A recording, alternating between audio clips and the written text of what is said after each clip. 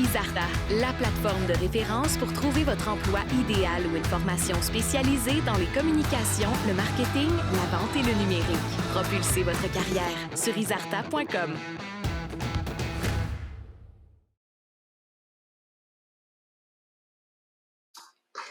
Bonjour et bienvenue à la conférence Midi Express d'Isarta. Très heureuse de vous retrouver toujours en si grand nombre. Quand on pense à notre événement idéal, on souhaite qu'il soit créatif, inspirant, mémorable et impactant auprès des participants pour qu'ils deviennent des ambassadeurs. Mais comment fait-on ça ? C'est Joanie Bergeron, stratège événementielle et fondatrice d'Ismersive et Accro, qui va vous révéler la façon de repenser à vos événements sous l'angle de la stratégie pour plus d'impact. Bonjour Joanie. Bonjour, excusez-moi, tu prends le micro. Bonjour. Bonjour, bienvenue. Merci. Alors Joanie, tu œuvres dans le domaine de l'événementiel et de la communication depuis plus de 15 ans. Tu accompagnes les organisations, tu les aides à identifier leur raison d'être et à déployer les bonnes stratégies événementielles pour plus d'impact et à faire la différence. Tu es également la fondatrice d'Ismersive, où tu produis des expériences sur mesure marquantes orientées vers l'impact et l'effet tremplin. Et tu es également la fondatrice d'Accro, qui est un laboratoire qui permet de faire le plein d'inspiration pour des projets de communication, de marketing expérientiel et d'événementiel. Tout à fait. Alors, avant de commencer, je vais vous inviter à activer votre chat. Alors, je vois qu'il y en a pas mal qui l'ont déjà fait en nous faisant des petits coucous. Mais si vous l'avez pas déjà fait, je vous invite donc à inscrire votre nom à la droite de votre écran. Vous pourrez poser vos questions à Joanie. Vous allez pouvoir échanger entre vous. Puis, c'est également, vous pourrez répondre également au sondage en cliquant sur le bouton voter. Je vous expliquerai au moment voulu. Alors, sans plus tarder, je laisse la parole à Joanie qui va vous dévoiler les points essentiels dans une stratégie événementielle pour augmenter vos impacts avec les expériences significatives. Super, merci Isabelle. Génial. Donc, j'attends juste mon beau document pour vous présenter. Merveilleux. Donc, bon midi. Vraiment contente de passer les prochaines 45 minutes à vos côtés pour parler de, évidemment, ce qui m'allume et me passionne, donc l'expérientiel, la stratégie événementielle. L'idée, ça va être simplement à travers des exemples, des inspirations, du contenu, peut-être des trucs et astuces, vous amener à pousser plus loin la réflexion pour votre propre projet, dans votre contexte, peu importe l'ampleur, peu importe la façon de faire.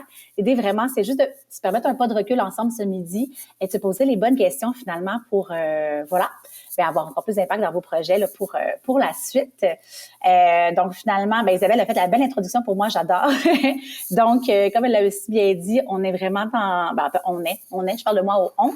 Mais personnellement, Joanie, donc on est vraiment dans cette idée d'accompagner les organisations. Mon but, c'est vraiment de les aider à identifier leur raison d'être, de déployer les bonnes stratégies événementielles pour plus d'impact, faire la différence.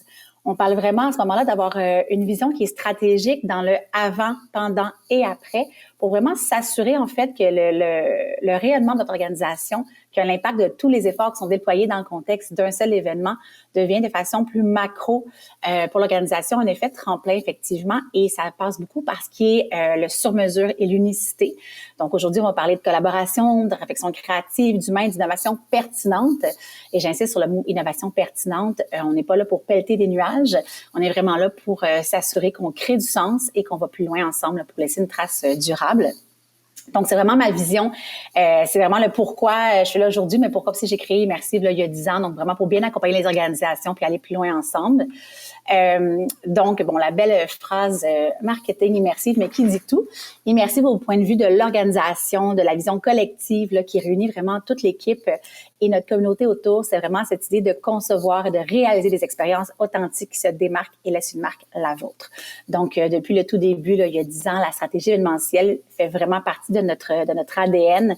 On ne veut pas simplement mettre des gens dans une salle sans raison pour avoir un cocktail à la main. On veut vraiment s'assurer, encore une fois, qu'on puisse faire vivre les messages, faire vivre la marque de l'ensemble de vos organisations, un événement à la fois.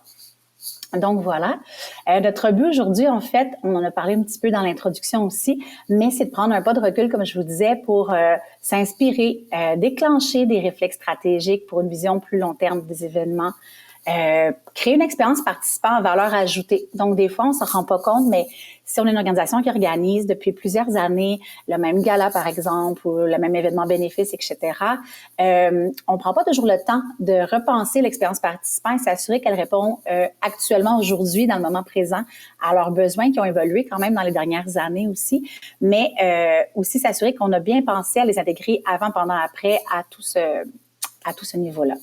Au niveau du contenu, donc de la programmation comme telle, on parle d'interactivité, on parle d'un volet participatif, donc s'assurer que le participant a vraiment un rôle actif et qu'il est vraiment au cœur de la programmation.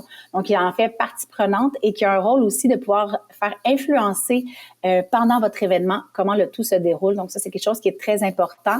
On va parler de raison d'être aujourd'hui, de stratégie, mais il y a aussi la raison d'être de se déplacer du participant à votre événement qui est quand même un effort en soi pour celui-ci, dans un contexte où on aime ça, tous les beaux événements repris de plus belle, mais donc l'offre étant grandissante, c'est important, encore une fois, de revenir à what's in it for them. Donc, on a aussi cette idée de réfléchir à la ligne directrice conceptuelle, donc de mettre en place des expériences qui vont vraiment coller à votre ADN. Et comme je le disais, de vraiment aussi réfléchir à l'innovation pertinente pour bien mobiliser vos parties prenantes. Donc, on parle d'un champ des possibles. Des fois, on veut faire tout à la fois. On a plein de belles idées, on est motivé en équipe, tout le monde amène aussi un peu sa vision. Mais c'est toujours important de rester centré sur ce qui est prioritaire, ce qui va avoir le plus d'effets positifs dans les choix d'innovation, parce qu'on ne peut pas tout faire à la fois et on ne veut pas non plus diluer l'impact de chacun de vos de vos belles initiatives. Donc, la stratégie événementielle, elle prend plusieurs belles formes. Donc, dans la stratégie événementielle, on parle encore une fois de coller à l'ADN. Il y a plusieurs volets de la stratégie événementielle. Il y a celle que j'appelle au niveau de l'organisation, au niveau de macro, vraiment d'un point de vue à l'année. Donc, de venir vraiment s'intégrer à même vos plans marketing, à même vos plans de marque employeur pour venir vraiment créer du sens à travers vos initiatives de communication et de s'assurer de penser dans une ligne continue l'ensemble de l'œuvre, de votre planification, que ce soit dans le contenu, dans les événements, dans la communication, dans les activations. Donc, s'assurer qu'on crée du sens à l'année. Mais il y a aussi évidemment la stratégie comme telle par événement, par expérience. Et évidemment, la stratégie expérientielle pour un événement, par exemple, ou une activation, va vraiment se rattacher à la raison d'être et à l'histoire qui se construit autour de cet événement-là, donc du storytelling comme tel. Et ça devient vraiment un moyen durable pour connecter de façon durable vraiment les individus et l'organisation. Au niveau toujours par rapport à un événement, une activation précise, c'est vraiment important d'intégrer dans une ligne continue tous les aspects de l'expérience de marque. Donc, dans la stratégie, mais la communication, la création, la programmation, la production, la logistique, terrain aussi, pour vraiment protéger la vision à tous les niveaux et s'assurer que du point de départ jusqu'à ce qui est vécu sur le terrain, mais après l'événement aussi, que ça a été constant et conséquent dans l'expérience qui est proposée. Ça passe par votre contenu, donc le volet de la pertinence. Est-ce qu'on a choisi les bons sujets? Est-ce qu'on a été chercher vraiment les axes, les angles de sujets qui interpellaient vos participants? L'expérience, est-ce que c'est un événement de contenu? On était juste sur faire un gros horaire hyper chargé, mais on n'a pas pensé au temps de connexion, on n'a pas pensé aux pauses, on s'est pas assuré qu'autour de mon contenu, j'avais des espaces pour s'approprier le contenu, ce qui m'amène à l'engagement. Tu sais, comment est-ce que le participant était actif pour s'assurer, encore une fois, qu'il pouvait personnaliser sa propre expérience et est-ce que l'intégration technologique ou autre de l'ensemble de vos fournisseurs parties prenantes a été globale et vue dans son ensemble pour vraiment faire une valeur ajoutée à ce niveau-là. Donc, dans la stratégie événementielle, le point de départ, c'est vraiment la raison d'être. Quand on parle de raison d'être, c'est que, tout le monde sait ce qu'il fait dans la vie. Hein? Vous avez tous que vous soyez étudiant, un employeur, employé, entrepreneur, peu importe, tout le monde habituellement sait ce qu'il fait et sait habituellement comment le faire, mais quand on prend le temps de poser le pourquoi, c'est rare que les gens savent vraiment le pourquoi de façon unanime au sein d'une équipe. Est-ce qu'on va tous dans la même direction? Est-ce qu'on a tous le même pourquoi? Et c'est vraiment ça qui est le point de départ essentiel, en fait. C'est l'essence de l'événement, c'est la raison d'être. Au-delà de dire, je fais un événement bénéfice ou je fais un événement de contenu ou je rassemble les gens pour leur dire merci. Le fameux pourquoi derrière, si je prends une industrie, exemple, les universités qui font beaucoup d'événements pour accueillir leurs étudiants internationaux, pour les diplômes, etc., on s'entend qu'à la base, ils ont tous un peu le même besoin, la même raison, dans le sens de se dire, je veux éduquer, je veux former, je veux remercier. parfait, mais entre vous et une autre organisation qui est dans la même industrie ou sur une même cause, des fois même pour la même cause de plusieurs fondations au BNL, qu'est-ce qui fait que par rapport à vous, ça m'interpelle et que voilà, dans le fond, que je sens que c'est vraiment unique par rapport à vous. Donc, le pourquoi, c'est la raison d'être. Du pourquoi amène des choix stratégiques. Comme je le disais tout à l'heure, on peut pas tout changer sur un événement ou renouveler. Il faut vraiment faire des choix qui sont pertinents, qui vont coller à vous. Donc, sur quoi qu'on décide de mettre l'accent? Par où on part? Est-ce qu'on veut plus se focuser sur le parcours participant? On veut plus se focuser sur les services à l'événement? Est-ce qu'on veut, cette année, mettre plus l'emphase sur le contenu, sur le maillage d'affaires? Donc, tous ces volets-là, les choix stratégiques doivent partir de votre raison d'être. Le déploiement authentique, donc une fois qu'on a notre raison d'être, qu'on a fait des choix stratégiques, un alignement clair, le déploiement, il faut qu'il corresponde, en fait. Donc, tu sais, à titre d'exemple, si vous me dites dans votre pourquoi que vous voulez vraiment rassembler les gens pour favoriser vraiment une accessibilité à un contenu ou vraiment favoriser une compréhension, prendre le pouls de vos participants, mais que dans la formule de ce qui est proposé, quand on regarde le tout, ben finalement, c'est toujours du contenu unidirectionnel. Il n'y a jamais de moment, mettons, je sais pas moi, il n'y a pas un podcast Parole inclusive qui donne la parole à vos participants, ou il n'y a pas de moment où c'est ce qu'on met de l'avant, c'est les participants dans la salle et non pas les intervenants. Donc, le déploiement doit vraiment coller au pourquoi puis s'assurer qu'il y a un sens qui est créé entre vos intentions et le concret. Et tout ça amène les connexions humaines. Donc, dans la communication autour, c'est super important de dire, est-ce que je communique du pourquoi au quoi? Et non pas l'inverse. 90% des gens vont communiquer, dans le fond, du quoi au comment au pourquoi. Alors que moi, ce que je vous propose aujourd'hui, c'est vraiment de faire l'inverse. C'est vraiment de commencer, c'est ça, à partir du pourquoi.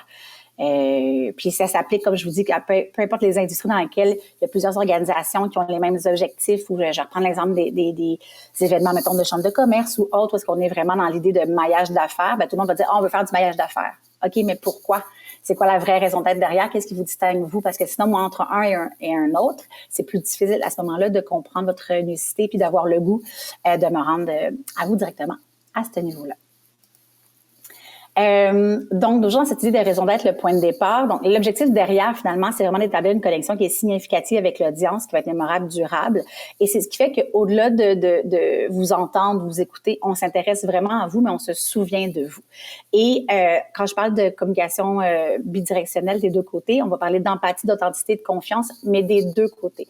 Donc, est-ce qu'on comprend clairement ce que vous avez à offrir? Est-ce qu'on comprend votre pourquoi? Est-ce qu'on se rattache à votre pourquoi? Est-ce qu'on est mis en confiance par celui-ci?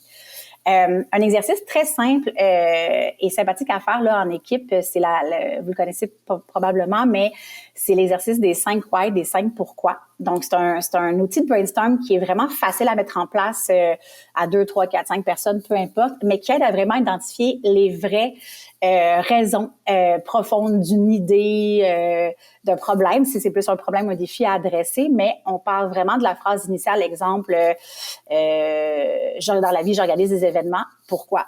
Parce que je veux rassembler les gens. Pourquoi? Ben parce que pour moi, il n'y a rien de plus authentique et vrai pour passer un message ou faire vivre une marque. Pourquoi? Parce que je trouve qu'il y a une discontinuité entre un public et l'organisation. Ah, OK. Fait que l'idée, vous n'avez pas besoin de vous rendre nécessairement à 5 pourquoi exactement. Mais l'idée, c'est vraiment de se dire, est-ce que je suis allée au fond de la réflexion? Puis ça permet vraiment facilement d'être capable voilà, c'est ça, de mettre le doigt sur ce qui est la vraie raison derrière, puis après ça, reformuler, en fait, votre discours. Donc, une fois qu'on atteint le vrai « why », ça nous permet vraiment de communiquer du pourquoi au quoi et non pas l'inverse. Donc, si je reviens à l'exemple, mettons que finalement, moi, ma vraie raison, c'est je trouve qu'il y a vraiment une discontinuité de communication entre l'organisation et le public. Fait que ce que je veux travailler, dans le fond, c'est vraiment le dialogue. Ce que je veux mettre de l'avant, c'est le dialogue. C'est pas juste de faire un événement. Mon événement devient le moyen, le comment, mais ma raison d'être est de créer un dialogue qui était inexistant. Donc, c'est un peu à ce niveau-là, dans le fond. Donc, je vois une petite question dans le chat de Caroline. Bonjour.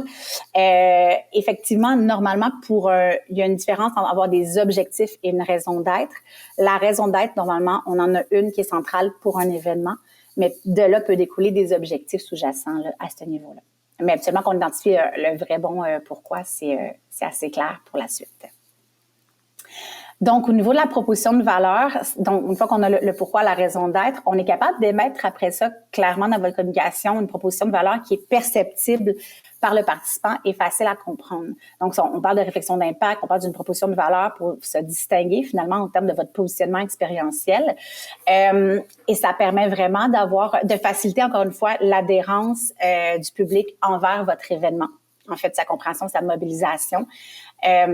Quand on maîtrise sa proposition de valeur, on est capable de mieux comprendre aussi l'expérience participant, son point de vue et de faire des choix adéquats en conséquence. Donc, je vous ai mis quelques petites questions à se poser, qui sont sympathiques, mais pertinentes plutôt. Donc, c'est rattaché au pourquoi. Qu'est-ce que vous faites différemment? Je reviens à l'exemple de tous les événements qui visent de faire du maillage d'affaires. Super.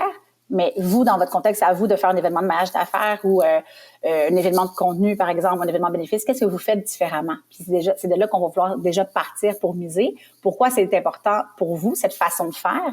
À quels besoins est-ce que vous répondez concrètement? Puis après ça, on vient rattacher évidemment les fondements, les valeurs, la mission qui trace la ligne directrice à ce niveau-là.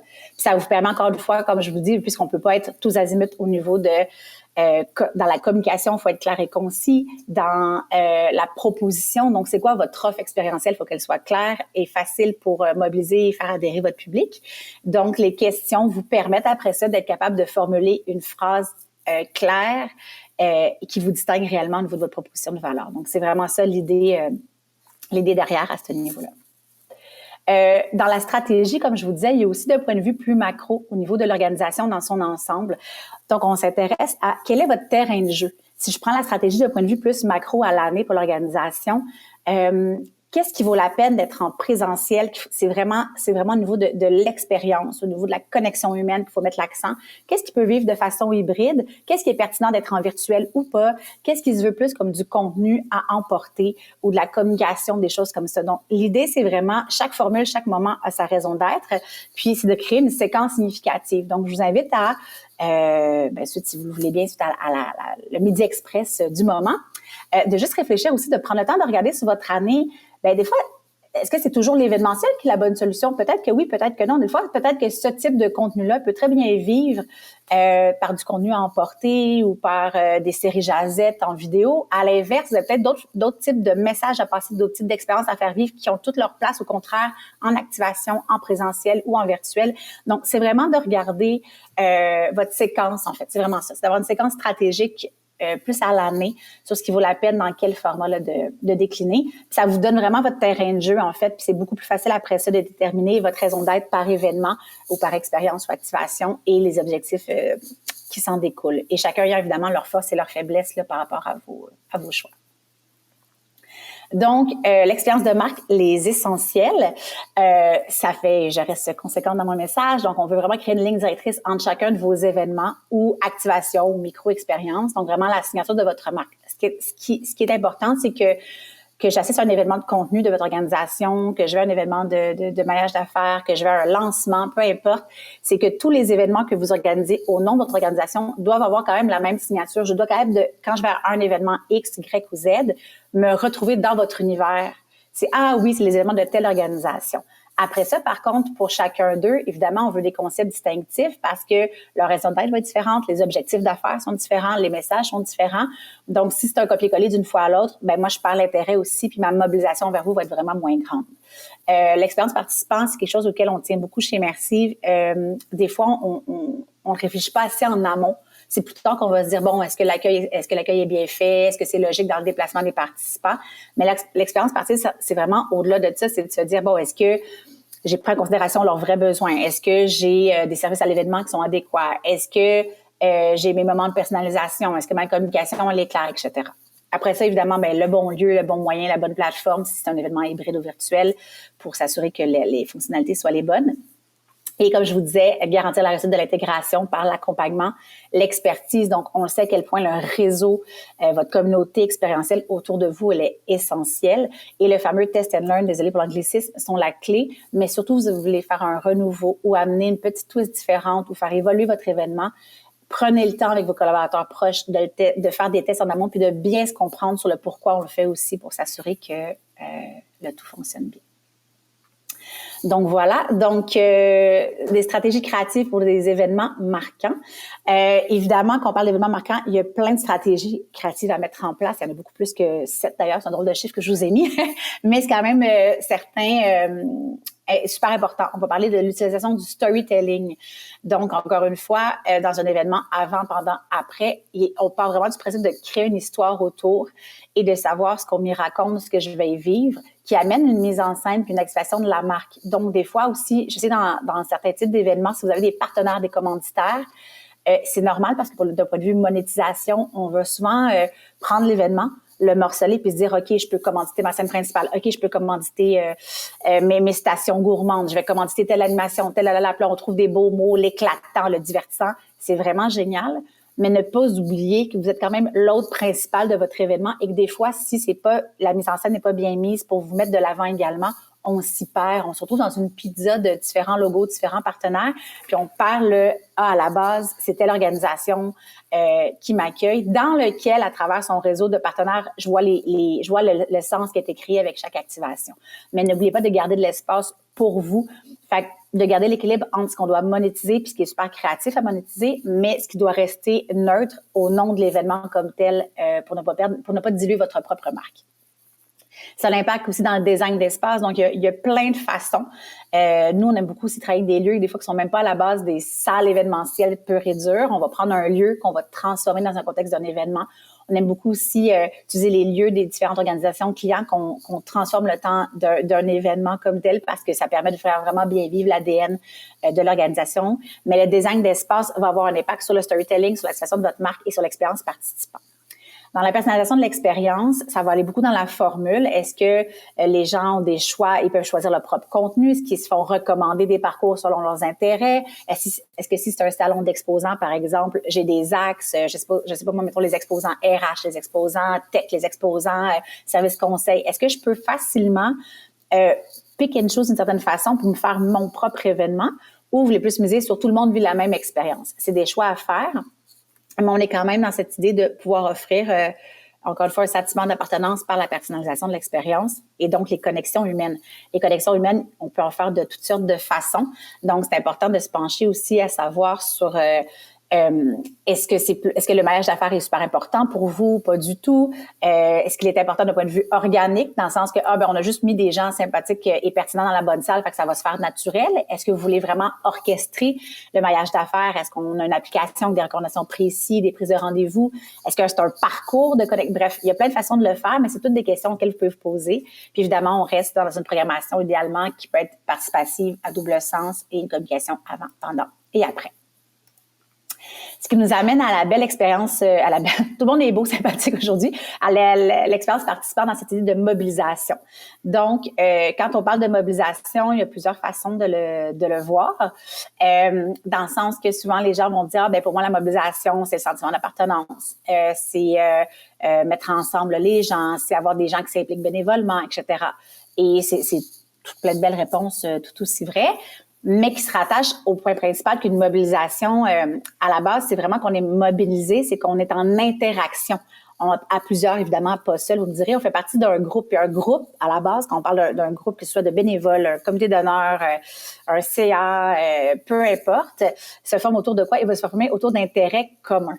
Fait que quand on mesure de façon qualitative une mobilisation d'un réseau ou d'un groupe de personnes par rapport à une organisation à l'autre, souvent ça passe beaucoup par la vision qui se doit d'être claire et commune à tout le monde.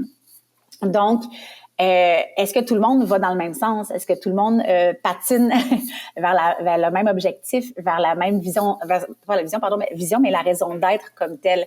Donc, ça revient à ce que je vous disais tantôt par rapport à la stratégie. Si elle n'est pas claire dès le départ, qu'elle n'est pas communiquée et partagée par l'ensemble de vos parties prenantes, la mobilisation va être super difficile. Parce qu'on revient à une mobilisation, c'est un regroupement, puis un regroupement, c'est basé vraiment par des objectifs communs, des intérêts communs, puis une vision claire qui va vraiment les rassembler.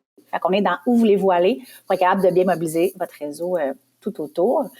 Et donc, dans cette idée de mobilisation et de communauté, on a vraiment, évidemment, le besoin d'être différent. Donc, encore une fois, ça vient à votre raison d'être, engageant donc dans les deux côtés, dans la pertinence et inspirant aussi dans l'idée de, c'est mon anglicisme, mais lead by example. Donc, dépendamment de votre positionnement d'organisation et tout, c'est ça. C'est un peu de, par exemple, dans vos propres initiatives, amener les gens à ce niveau-là. Donc voilà.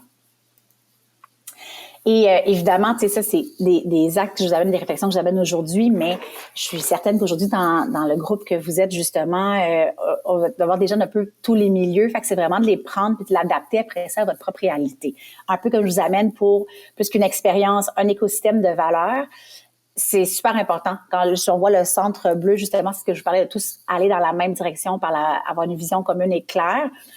Vous avez une panoplie de parties prenantes, ça c'est certain. Ça va varier complètement d'une organisation à l'autre, d'un milieu, d'une industrie à l'autre, mais essentiellement, souvent, il y a des partenaires, il peut y avoir un CA, un comité d'honneur, notamment des participants, votre équipe, des intervenants, des bénévoles, des ambassadeurs, etc. Et la question que je vous invite à vous poser, c'est est-ce que vous connaissez bien vos parties prenantes? Est-ce que vous serez capable aujourd'hui d'identifier clairement ceux qui sont vraiment vos alliés, vos alliés, donc vos effets de levier, pour vous amener à ramener tout le monde dans la même direction vers votre raison d'être et le pourquoi, le centre.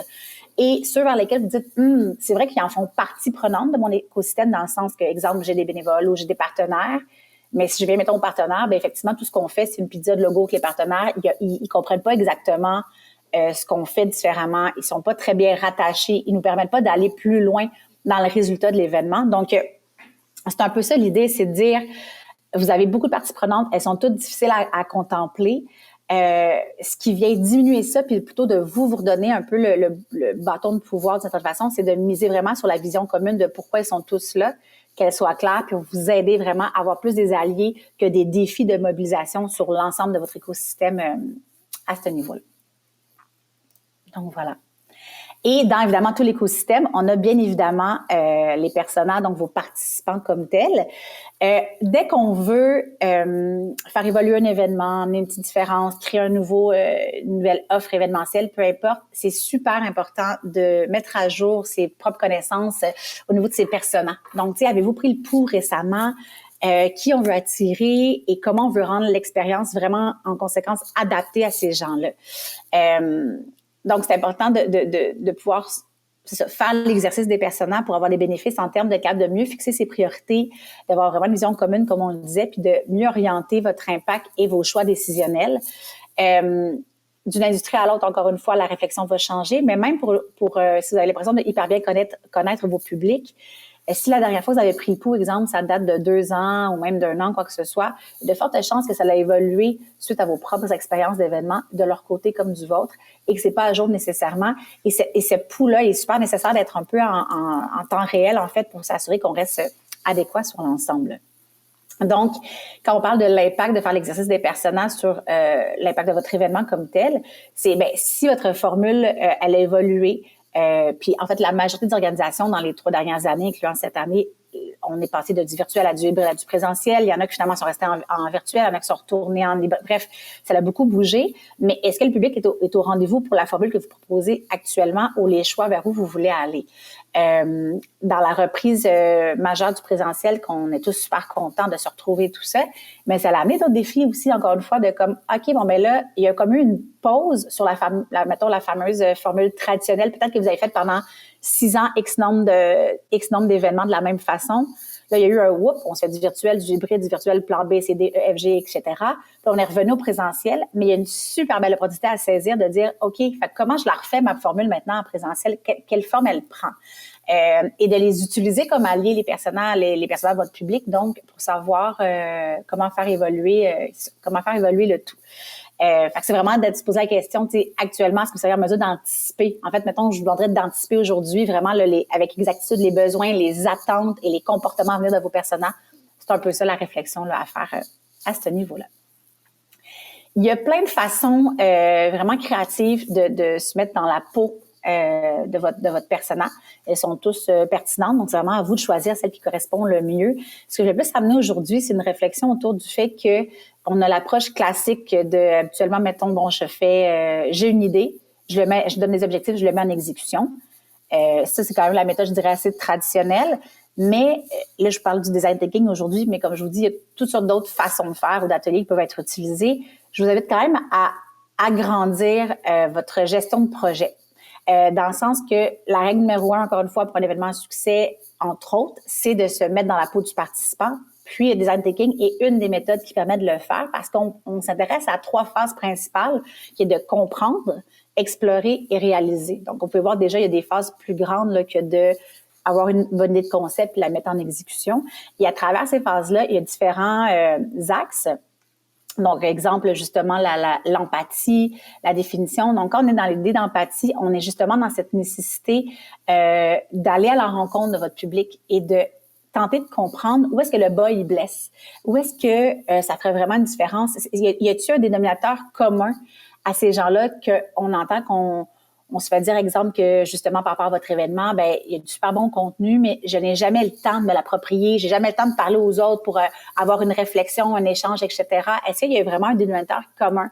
Fait que, tu sais, les phases d'empathie, définition, c'est vraiment, en fait, empathie, c'est vraiment de se mettre dans la peau, d'aller prendre le pouls et de se questionner sur qu'est-ce que vous pouvez faire passer dans la définition du problème commun. On part en idéation. Donc, l'idéation, ça, vous le connaissez plus dans le sens que c'est vraiment dans cette idée de brainstormer, etc., à partir des données qu'on est allé chercher et d'aller en mode prototypage. Donc, le prototypage, l'idée, c'est de faire quelque chose de concret pour quand on retourne voir le test and learn, quand on retourne voir nos participants, nos personnages, ben, de se dire, exemple, OK, si moi, je veux faire un événement hybride, j'avais l'intention de créer quelque chose d'interactif en virtuel aussi, mais de le faire, le prototype, de le dessiner, de le mettre sur papier. Vous avez une nouvelle idée, une nouvelle formule, dessinez-le, votre plan, votre design d'expérience participant, rendez-le tangible, pas capable d'aller valider entre, je vous ai entendu, vous m'avez dit que il n'y avait pas assez d'espace qui permettait vraiment de connecter, il n'y avait pas de mur où est-ce que vous pouvez vous prononcer, blablabla. On a compris que c'était quelque chose qui était commun, on a réfléchi, puis voici ce qu'on pense qui pourrait y correspondre, mais est-ce que c'est vraiment ça? C'est-tu la bonne approche ou pas? Puis après ça, évidemment, d'aller dans la réalisation, mais de vraiment garder le pouls près d'eux, ça vous permet d'aller plus large que juste une idée et le mettre en exécution sans prendre le pouls avec eux, puis de s'assurer qu'on correspond bien à leurs besoins et à leur réalité. Donc, toujours par rapport aux personnages, on a vraiment cette idée du avant, pendant, après. Ceci est un exemple, dans le fond, qu'on crée pour bien illustrer un peu ce qu'on veut dire quand on parle de parcours participant. Il y a autant de points de contact qu'il y a d'événements différents dans la mesure où ça, c'est vraiment à vous à l'adapter à votre réalité par la suite.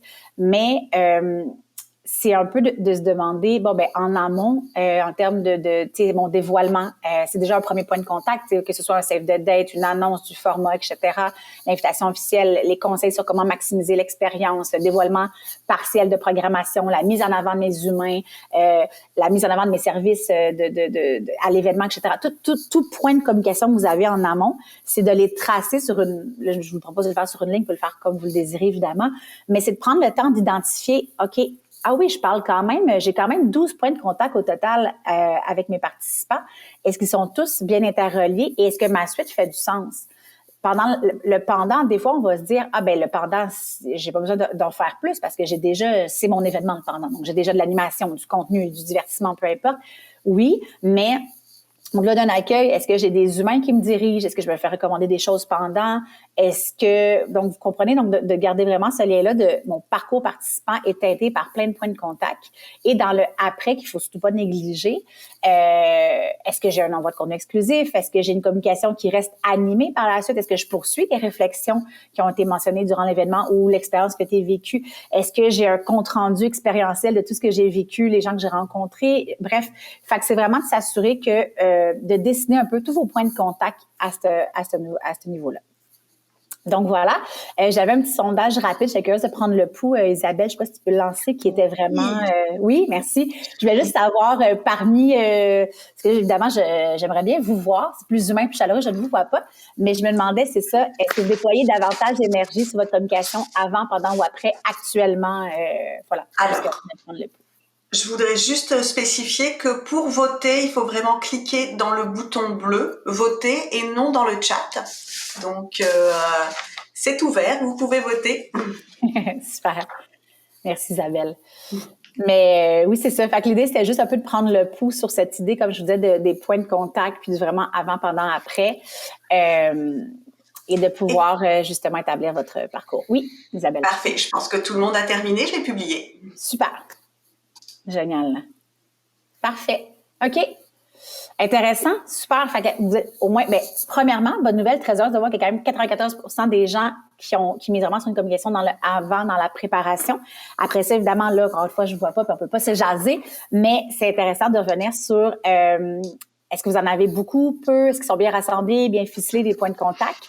Le pendant, je trouve ça intéressant, il y a même 5%, pas grand-chose, mais encore une fois, vous pouvez vraiment scénariser votre expérience participant et votre communication événementielle pendant l'événement. Tu sais, exemple, quand vous voulez faire des mouvements de groupe ou pendant un événement, vous pouvez voir que tel volet marche vraiment bien. Mais à ce niveau-là, ça bloque, je sais pas, il y a personne qui va à telle activité ou il y a personne qui a su qu'il y avait une salle expérientielle plus loin. Ben, d'utiliser vraiment la communication pendant l'événement, qu'elle soit géolocalisée par un MC, peu importe, c'est important. Et le après, à 0%, aïe. Non, mais ça veut juste dire, en fait, que vous avez le champ des possibles devant vous pour vraiment s'assurer que on n'a pas fait tous ces beaux efforts-là pour perdre après ça le lien avec la communauté, le post-événement. Fait que merci pour ça. Une petite inspiration, en fait, quelques petites inspirations. J'avais mis des exemples de différents événements qu'on a fait qui sont rattachés quand même à l'expérience participant. Et je vais en parler de un à l'instant, mais Jour de la Terre, en fait, c'est notre troisième édition qu'on collabore, troisième année en fait qu'on collabore avec eux. On est vraiment dans la stratégie, l'expérience participant, l'immersion, on appelle ça l'immersion personnalisée. Donc, pour nous, c'est super important de faire vivre l'ADN Jour de la Terre et de vraiment ne pas être dans un besoin de le nommer, mais de le faire vivre. Donc, à première édition, entre autres, on était dans un thème où est-ce qu'on était vraiment sur l'aspect de la nourriture et de l'approvisionnement. Donc, on a été super avec le traiteur. On avait un traiteur local, évidemment, et la matière première venait en fait de plein de fermes et de producteurs hyper locaux qui a composé le menu avec ça. Tout ce qui était fait en mobilier, en design était en mode recyclé. On était vraiment en mode pop-up aussi, des discours levés sur une table en fait qui avait été récupérée d'une ancienne pièce des Ses doigts de la main. On avait vraiment, donc l'idée était vraiment d'aller dans l'immersion Jour de la Terre et de se dire, ben si on parle d'économie circulaire, je l'ai pour vrai. Ma station dessert, elle était d'économie circulaire entre 3 entreprises qu'on avait fait collaborer pour la station dessert. Donc c'est vraiment de se dire, bon ben je suis allée dans chaque petit détail et je l'ai mis en scène. Cette année, à titre d'exemple, différemment, l'année passée, on était sur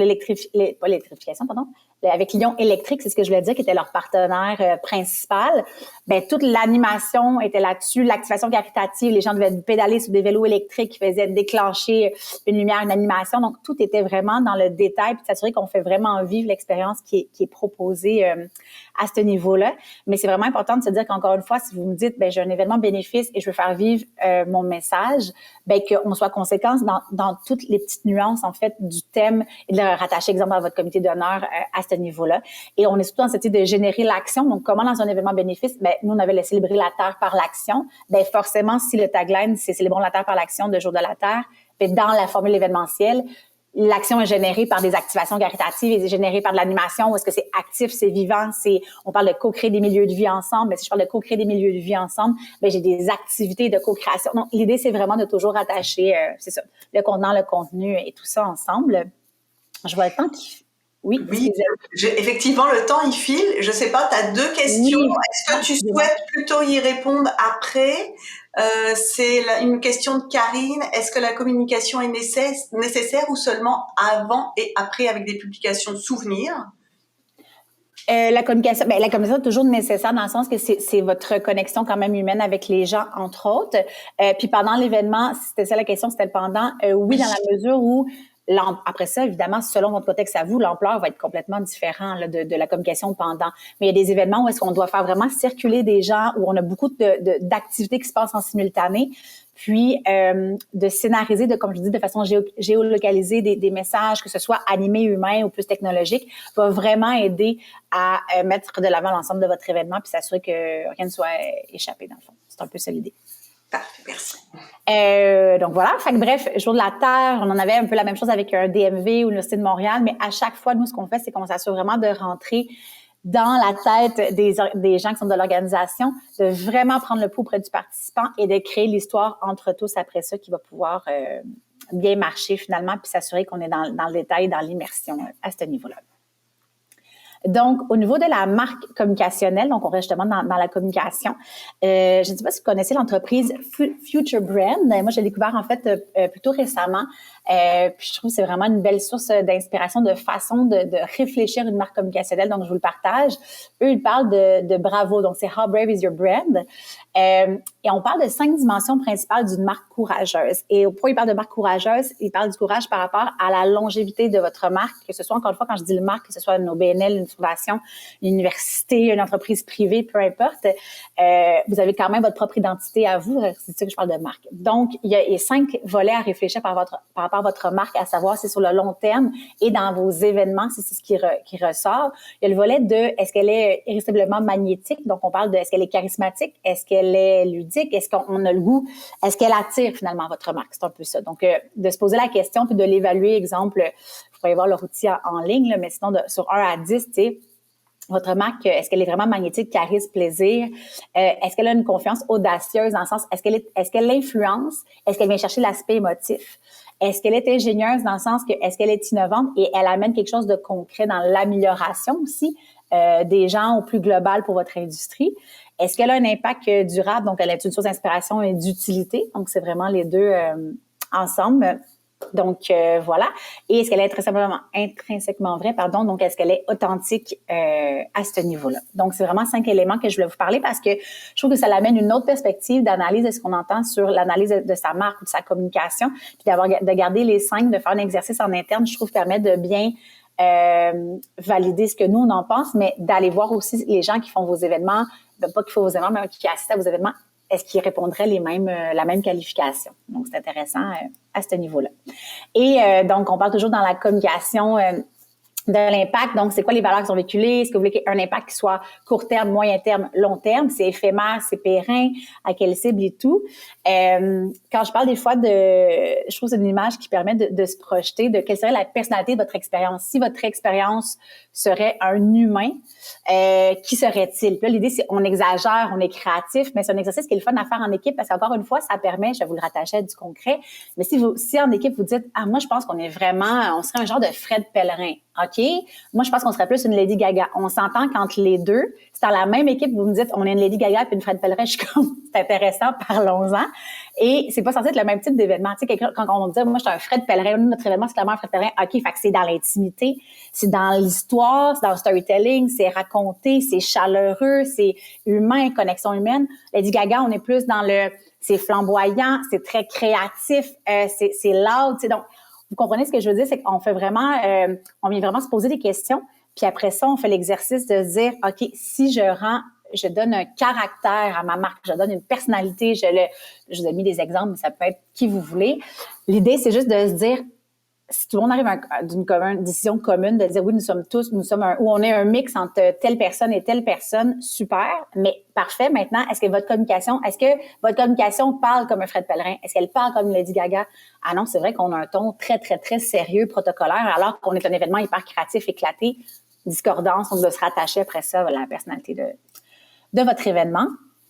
Petit exemple rapide que je trouvais sympathique, qui était pour le Salon du Livre de Montréal, qui, je trouve, font une excellente stratégie de communication, surtout dans le contexte quand c'était le mix qu'on avait droit à du virtuel, du hybride, un peu de présentiel dans les dernières années. Ils ont su vraiment faire un très bel exercice de leur persona et d'adapter leur communication en conséquence. Donc, ils avaient entre autres le salon dans tes oreilles, le salon en ligne, le salon en ville, qui s'adressait à des personnages différents. Tu sais, dans le sens qu'il y avait l'événement central aussi, comme on l'entend au Salon du Livre, mais les salons en ville, d'aller vraiment dans des quartiers, dans des dédicaces plus précises de librairies 5 à 7 littéraires. C'est comme une offre expérientielle et une communication qui est différente. Le salon en ligne, un peu plus en mode comment je garde la communication de ma cible d'un point de vue capsule éclair, conversation, rencontre avec, initiation à, donc autant de façons de créer le lien avec la communauté. Et le salon dans tes oreilles en mode contenu à emporter, balado-diffusion, tu l'écoutes en faisant autre chose, en te déplaçant. Donc, il y avait vraiment une belle diversification de communication, contenu et des cibles. Donc, bref, c'est un petit exemple que je trouvais qu'ils avaient très bien fait. Puis même visuellement parlant, la façon que c'était représenté, on sentait bien les différents types d'approches et de personnages. On arrive vers la fin, je vous rassure. Dans le fond, donc à travers tout ça, ce qu'on a vu, entendu aujourd'hui, dans cette idée de dans quelle sphère innover pour mieux attirer, mobiliser, garder l'intérêt, c'est ce que je vous disais, c'est qu'il y a autant de réponses possibles. Vous pouvez me dire, moi, en fait, je pense que j'ai fait le design thinking ou autre exercice. J'ai été prendre le pouls auprès de mes personnages. Je pense que le parcours participant, c'est là que le bas il blesse. Ça peut être dans les services à l'événement, qui est plus sur, exemple, si c'est un événement qui s'adresse aux jeunes mères, par exemple, aux familles, ben y a-t-il un stationnement poussette? Est-ce qu'il y a un service de garderie pour les enfants sur place? Est-ce que il y a un endroit pour allaiter de façon confortable et tout? Dans la connexion humaine, c'est on a du très bon contenu, notre parcours participant est bien, mais c'est vrai que les gens repartent avec pas vraiment de nouveaux contacts, ils n'ont pas eu la chance d'échanger, ils n'ont pas eu la chance de connecter avec les bonnes personnes. Ou à l'inverse, le contenu, on a des bons conférenciers, mais c'est tout le temps des conférences, c'est tout le temps unidirectionnel. Vous allez avoir de la difficulté à long terme à garder le monde qui vient vers vous, qui se déplace pour un contenu qui est plus passif. Donc, bref, c'est un peu ça. C'est de prendre le temps d'identifier pour vous, on peut pas tout changer, puis ça sert à rien. De toute façon, il y a on parle toujours de ce qui est très bien fait, de ce qui distingue, ce qui fait mieux que tout le monde.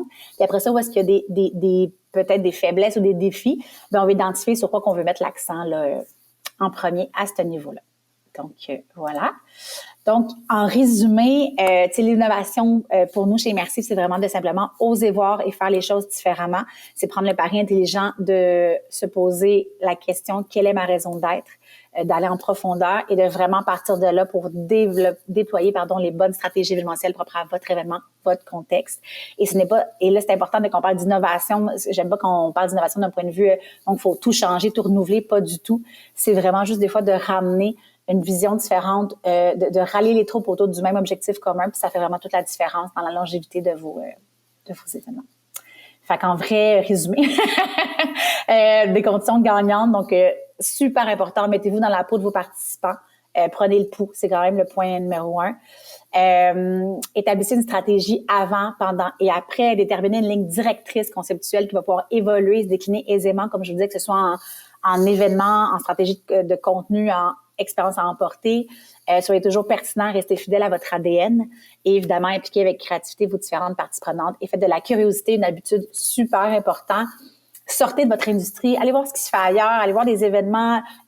Pinterest, c'est super, on adore tous, plein de belles inspirations, mais il y a vraiment l'inspiration ailleurs. Fait que, sortez, allez voir ce qui se fait, puis restez curieux par rapport à votre propre industrie. Voilà, c'est un peu ça que j'avais à vous dire à ce niveau-là. Donc voilà. Vas-y, Isabelle. Merci beaucoup, Joanie. Il y avait justement une petite question par rapport à Accro. Est-ce que ça revient? Bonne question. En fait, Accro a pris on parle d'évolution de formule, donc a pris une formule différente dans la mesure où maintenant, c'est au lieu d'avoir un seul accro central pour l'instant, c'est plusieurs accros. Donc, c'est un peu des accros sur la route. Donc, on a des organisations qui nous approchent pour avoir des événements à la accro ou que dans leur événement, ils veulent avoir une zone expérientielle à la accro. Donc, pour l'instant, c'est qu'on s'est dit, après 4 grandes éditions là à faire venir l'innovation à nous, puis à rassembler, dans le fond, les décisionnels, les inspirants décisionnels et tout. On voulait que ça prenne plus d'ampleur. Donc là, on va plutôt le faire dans les communautés puis dans les organisations directement. Donc, Accro, toujours d'actualité. Le réseau toujours bien là et ça fera plaisir, entre autres, là, de vous aider à déployer des activations à la saveur Accro. D'accord. Écoute, un gros merci à Joanie. C'était vraiment super intéressant. J'espère que également ça a été pertinent pour vous et enrichissant. On vous remercie beaucoup de votre présence. Alors, nous, on va se donner rendez-vous le 12 avril pour... ça va être complètement autre chose. Il sera question de Playbook Pro, donc plus marketing web pour les petits budgets. Alors, bonne fin de semaine et à bientôt. Merci. Bye bye.